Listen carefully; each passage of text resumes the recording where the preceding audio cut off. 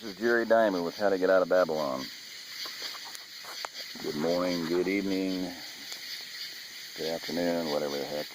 Little LED lights there, they're kind of holding on. They're great, not great. You need to find ones that are rechargeable. They had some at Aldi's, German made probably. They didn't have pricing on them. I forgot about it when I went to the register. They're not there. Man, if you go to Aldi's and there's something there you want, you better buy it because you'll never see it again. They had a 30-foot extending tree lopper. Man, I wish I would have bought it. Didn't have it. Well, I probably could have, but I didn't. And went there next time and it wasn't there. So,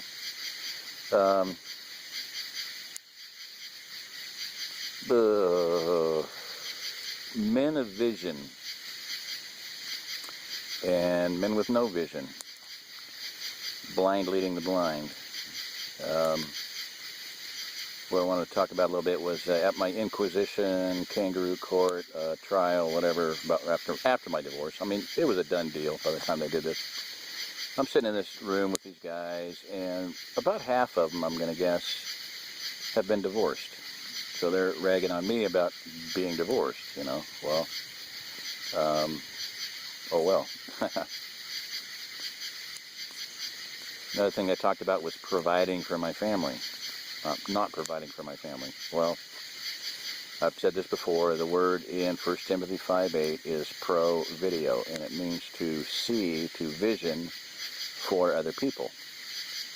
In the Greek, it is to mind, pro-noeo, to mind for other people, to think for other people. And once upon a time, my son was giving me a hard time about, you know, this and that, and I said, well, someday I'll be paid to do other people's thinking for them. And for 5 years I was. TuningElement.com. Sean Martinez paid me to do his thinking for him, to do research. He basically said, when he hired me, he said, I have sales, I understand business, I have marketing. I need somebody to do the science, to do the knowledge for me. Mind for me. To vision for me. That's what I was paid to do. So, but we need to have vision. We need to have sight. We need to have understanding. I think it's First Chronicles. No, I'm not sure on the chapter and verse. It talks about the men of Issachar were men who had understanding of the times and knew what Israel ought to do.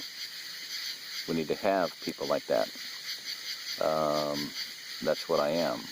I have understanding of the times, and I know what Israel ought to do. So, what I see, and at that Inquisition, one of the men basically screamed at me, you know, we're sick and tired of hearing your Ozark Plateau crap. And just sick and tired of it. Well, that was news to me. I didn't know that. So what you have here in the Ozark Plateau, and I'm going to reference two people that most people should know of, if they're preppers at all, or patriots. Sheriff Richard Mack.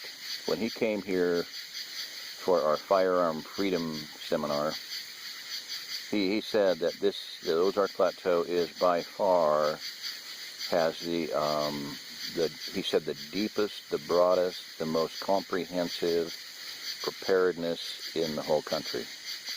That is the truth.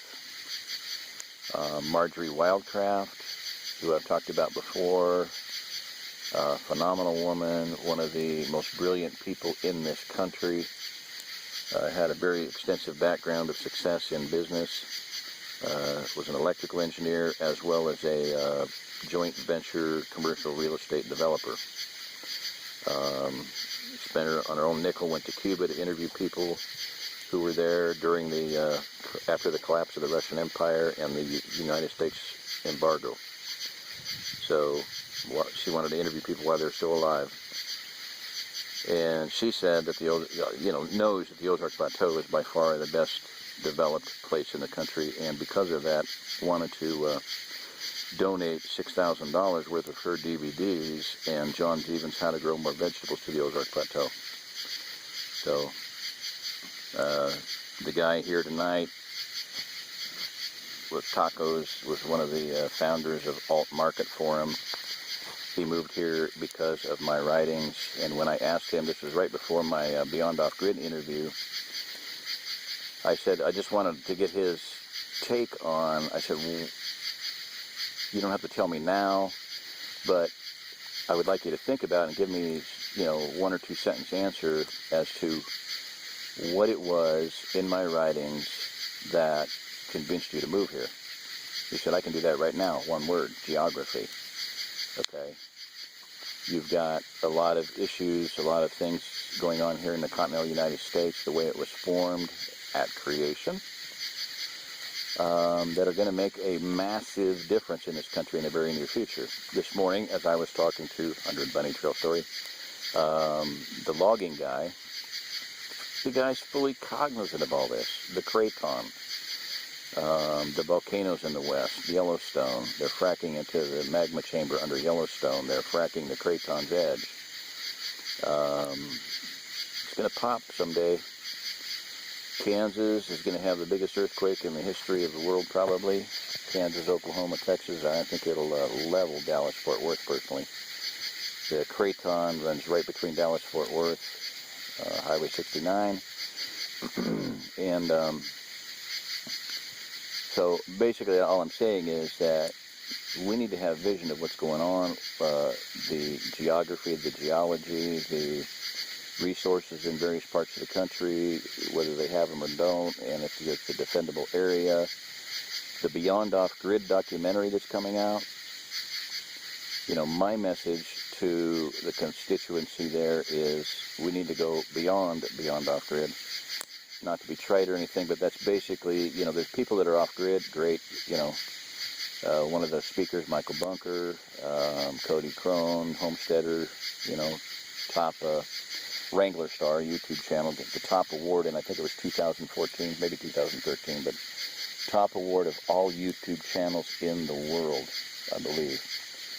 He and his wife got that award. So, phenomenal man. Dave Canterbury, an awesome man. But you have all these skills, all these talents, all this knowledge, all this a repertoire of tools and skills and, information. But if you're not in an area of the country that is tenable, holdable, all of your off-grid stuff, you may have to abandon it and go somewhere else. A very brilliant man told me once upon a time, military vet, lied about his age to go to Korea. I figured he's probably 73 years old. He's down on the Arizona border defending our country. And he told me, one of the first things he told me was, the day will come in this country that the only land that you will hold is by force of arms. That man is as Louis L'Amour would say, a curly-haired wolf from the high-up timbers.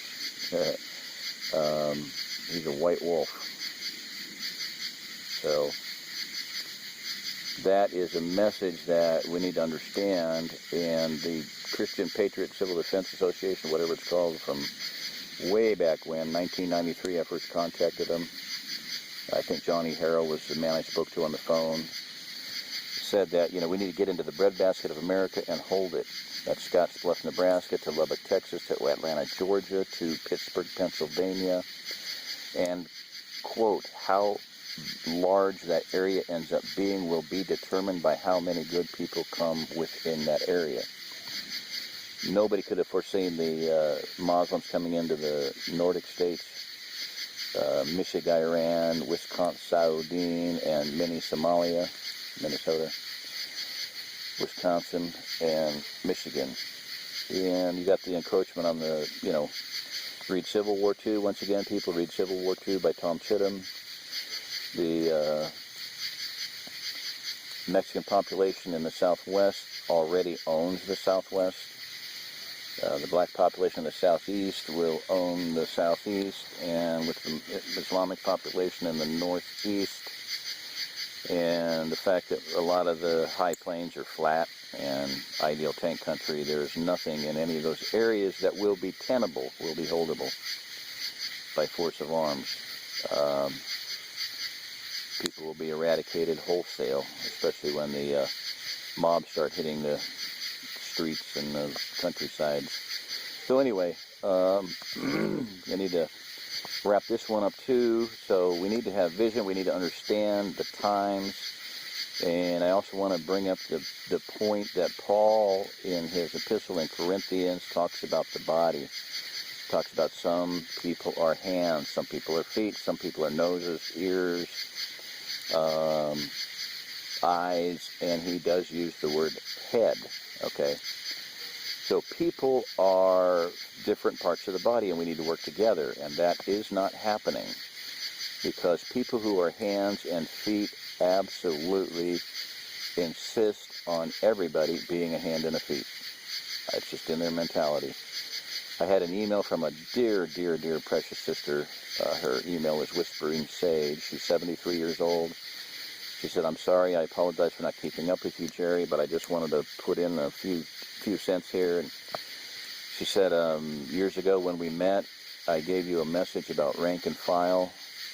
And she said, rank and file people want to rule. They want to, for whatever reason, they think they should be in charge.